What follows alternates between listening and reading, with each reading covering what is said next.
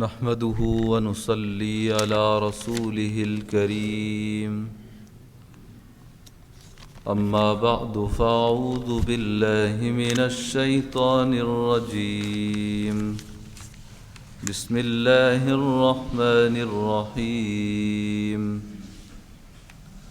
وإذ أخذنا ميثاقكم ورفعنا فوقكم الطور خذوا ما آتيناكم بقوة واذكروا ما فيه لعلكم تتقون۔ اور جب ہم نے تم سے قول و قرار لیا اور ہم نے تمہارے اوپر طور پہاڑ کو اٹھایا کہ تم لو اس کتاب کو جو ہم نے تم کو دی ہے مضبوطی کے ساتھ، اور یاد کرو جو کچھ اس میں ہے تاکہ تم متقی بنو۔ ثم تولیتم من بعد ذلك فلولا فضل اللہ علیکم ورحمتہ لکنتم من الخاسرین۔ پھر تم نے روگردانی کی اس کے بعد، پس اگر اللہ کا فضل اور اس کی مہربانی تم پر نہ ہوتی تو تم گھاٹا پانے والوں میں سے ہوتے۔ وَلَقَدْ عَلِمْتُمُ الَّذِينَ اعْتَدَوْا مِنْكُمْ فِي السَّبْتِ فَقُلْنَا لَهُمْ كُونُوا قِرَدَةً خَاسِئِينَ۔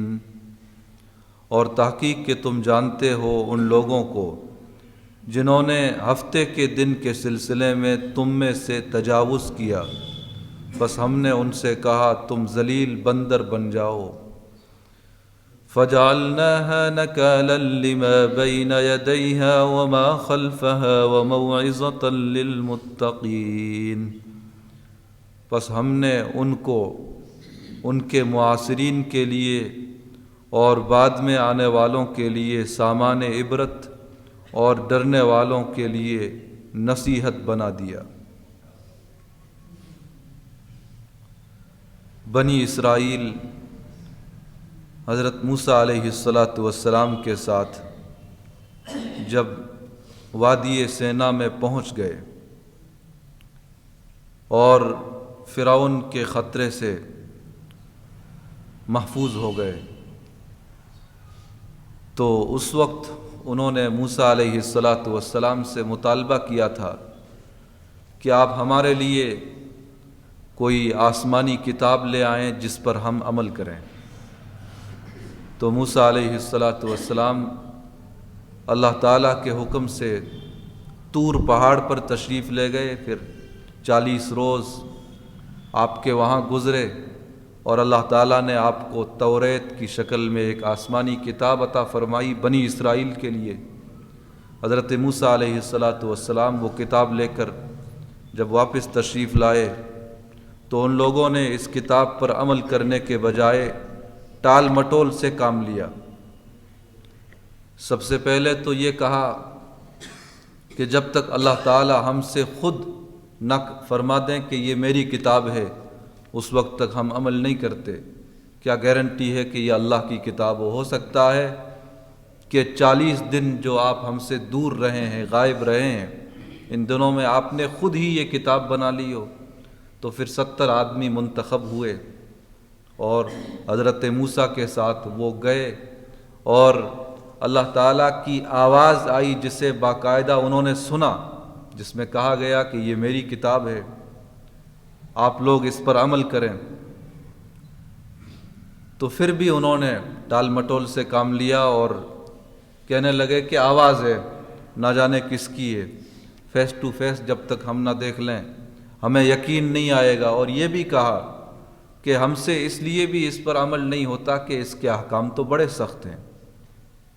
جب اس طرح کی بے تکی باتیں انہوں نے حضرت موسیٰ علیہ السلام کے سامنے رکھی تو اللہ تعالیٰ کا غضب جوش میں آیا اور طور پہاڑ کا ایک حصہ بنی اسرائیل کے اوپر معلق کر دیا گیا، بنی اسرائیل کے اوپر لا کر ٹھہرا دیا گیا اور ان سے کہا گیا کہ اس توریت کتاب پر عمل کر لو ورنہ یہ طور پہاڑ تم پر گرایا جائے گا اور تم تہس نہس کر دیے جاؤ گے، نیست و نابود کر دیے جاؤ گے، تو مرتے کیا نہ کرتے۔ جب دیکھا کہ اب اس حکم کی تعمیل کے علاوہ کوئی چارہ کار نہیں ہے، تو زبان کی حد تک ہی صحیح، دل سے نہ صحیح، بول اٹھے کہ ہم عمل کریں گے، اس کتاب پر عمل کرنے کے لیے تیار ہیں۔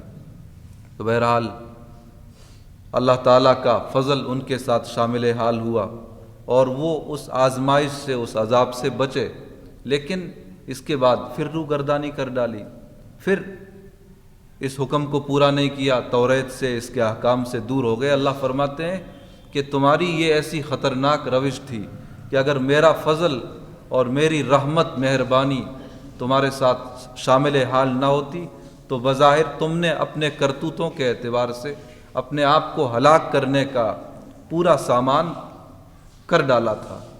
یہ تو اللہ تعالیٰ کا فضل ہے، اس کی رحمت ہے کہ تمہاری اس روگردانی کے باوجود، تمہاری اس نافرمانی کے باوجود اس نے تمہیں زندہ زمین پر چھوڑا ہوا ہے۔ آگے اللہ فرماتے ہیں وَلَقَدْ عَلِمْتُمُ الَّذِينَ اعْتَدَوْا مِنْكُمْ فِي السَّبْتِ فَقُلْنَا لَهُمْ كُونُوا قِرَدَةً خَاسِئِينَ۔ بنی اسرائیل کو اللہ تعالیٰ کی جانب سے ایک حکم یہ تھا کہ سارے دنوں میں معاش کماؤ، کاروبار کرو، لیکن ہفتے کے دن میں معاشی سرگرمیوں کو بالکل چھوڑ دو، کاروبار کو بالکل چھوڑ دو۔ یہ دن معاشی سرگرمیوں سے الگ رہ کر خالصتاً اللہ کی عبادت کے لیے، اللہ کی اطاعت کے لیے ہے۔ یہ حکم بنی اسرائیل کے لیے تھا۔ حضرت داؤد علیہ السلام کے زمانے میں، جو بنی اسرائیل ہی میں ایک پیغمبر گزرے ہیں، ان کے زمانے میں لکھا ہے حضرات مفسرین نے کہ سمندر کے کنارے پر یہودیوں کی ایک بستی تھی۔ اللہ تعالیٰ نے انہیں آزمایا کہ سارے ہفتے مچھلیاں نظر نہیں آتی تھی، اور جب ہفتے کا دن آتا تھا تو بہت سی مچھلیاں تیرتی ہوئی نظر آتی تھی۔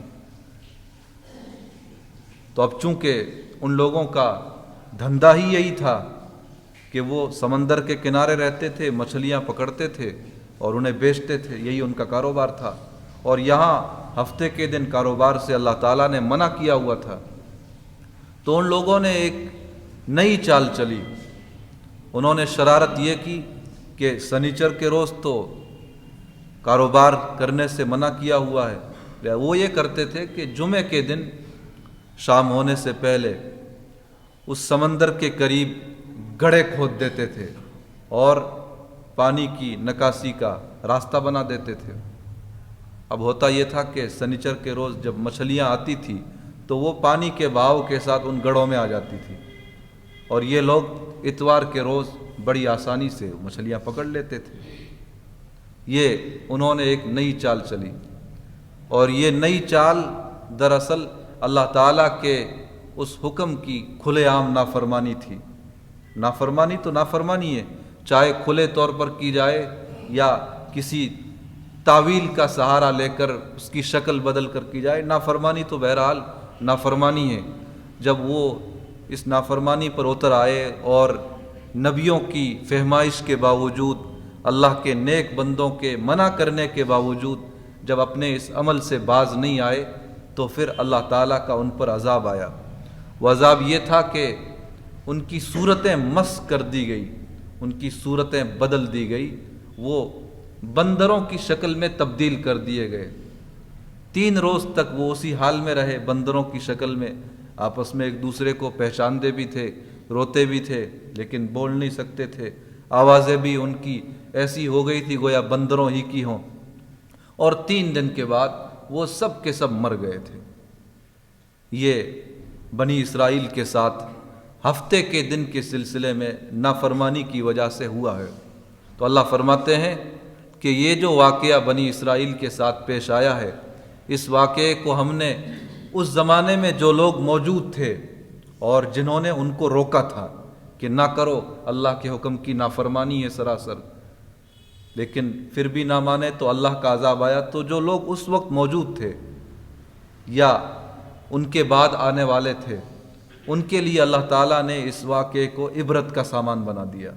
ان لوگوں نے عبرت حاصل کی کیونکہ انہوں نے اپنے آنکھوں سے وہ منظر دیکھا تھا، اور جو بعد کے قریب کے زمانے کے لوگ تھے، ظاہر ہے ایسی چیزیں نسل در نسل چلتی ہیں، تو اس زمانے کے لوگوں نے اور بعد میں آنے والے لوگوں نے اس واقعے سے عبرت حاصل کی۔ اللہ فرماتے ہیں ہم نے اس کو عبرت بنایا، اور جو قیامت تک آنے والے متقی لوگ ہیں، اللہ سے ڈرنے والے لوگ ہیں، خوف خدا رکھنے والے لوگ ہیں، اللہ تعالیٰ نے قیامت تک آنے والے اپنے ایسے متقی بندوں کے لیے بنی اسرائیل کے اس واقعے کو نصیحت کا سامان بنا دیا۔ تو بعضوں کے لیے یہی واقعہ عبرت ہے، تو قیامت تک آنے والے متقی لوگوں کے لیے یہی واقعہ نصیحت بھی ہے۔ اور نصیحت اور خلاصہ ان آیات کا یہی ہے کہ اللہ تعالیٰ کی نافرمانی کھلے عام کی جائے یا چھپ کر کی جائے، علل اعلان کی جائے، یا اس نافرمانی کے ارتکاب کے لیے کسی تعویل کا سہارا لیا جائے، وہ بہرحال ہے نافرمانی، اور اس کی سزا ملنا طے ہے۔ فوری طور پر مل جائے یا اللہ تعالیٰ کے یہاں سے کچھ ڈھیل مل جائے، آگے چل کر سزا مل جائے، یہ اللہ تعالیٰ کے حکم پر امر پر موقوف ہے۔ لیکن بہرحال نافرمانی کا ضابطہ یہ ہے کہ اس کے نتیجے میں اللہ کی سزا اور اللہ کا عذاب ایسے لوگوں پر مسلط ہوتا ہے، چاہے وہ بنی اسرائیل ہوں یا بنی اسرائیل سے پہلے دنیا میں آنے والی قومیں ہوں، یا آج کی امت مسلمہ ہو یا دوسری قومیں ہوں، یا قیامت تک آنے والی انسانیت ہو، سب کے ساتھ اللہ تعالیٰ کا یہ ضابطہ اور اللہ تعالیٰ کا یہ حکم نافذ اور جاری ہے۔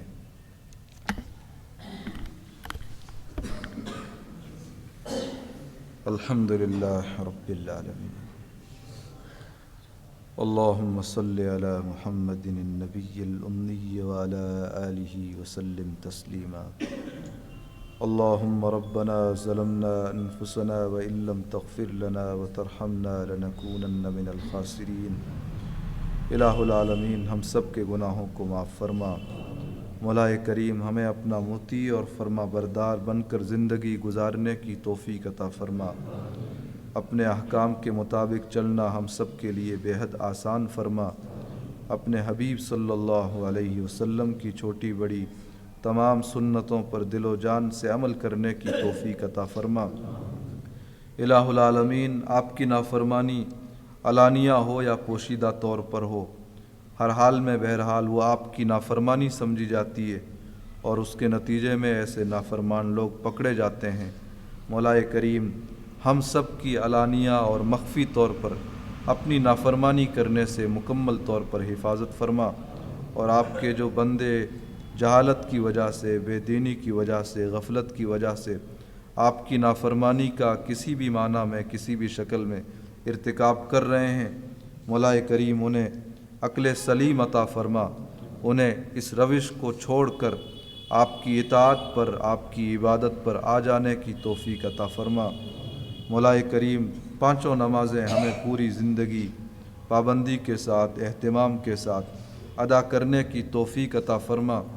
اپنے دین کی مخلصانہ خدمت کے لیے ہم سب کو قبول فرما۔ مولا کریم، یہاں پر جتنے احباب جمع ہیں، سب کی نیک توقعات کو، نیک آرزوؤں کو پورا فرما۔ اس پورے مجمع کو اپنے دین کی خدمت کے لیے، نصرت کے لیے قبول فرما۔ مولا کریم، جو بیمار ہوں اپنے فضل و کرم سے ان سب کو صحت اور شفا عطا فرما۔ جو مقروض ہوں اپنے خزانہ غیب سے ان سب کے قرضوں کی ادائیگی کی شکلیں اور صورتیں پیدا فرما۔ الہ العالمین، حضرت آدم علیہ السلام سے لے کر اب تک جو مومنین مومنات دنیا سے رخصت ہو چکے ہیں، سب کی مغفرت فرما، سب کی قبروں کو نور سے منور فرما۔ ہمیں بھی موت کو اور موت کے بعد کی زندگی کو ہمیشہ اپنے سامنے رکھنے کی اور اس کی تیاری کے طور پر دنیا کے سفر کو، دنیا کے اس مختصر سے دورانیے کو استعمال میں لانے کی توفیق عطا فرما۔ ہماری یہ دعائیں اپنے فضل و کرم سے اور اپنے حبیب صلی اللہ علیہ وسلم کے صدقہ طفیل میں قبول و منظور فرما۔ سبحان ربک رب العزت عما یصفون وسلام علی المرسلین والحمد للہ۔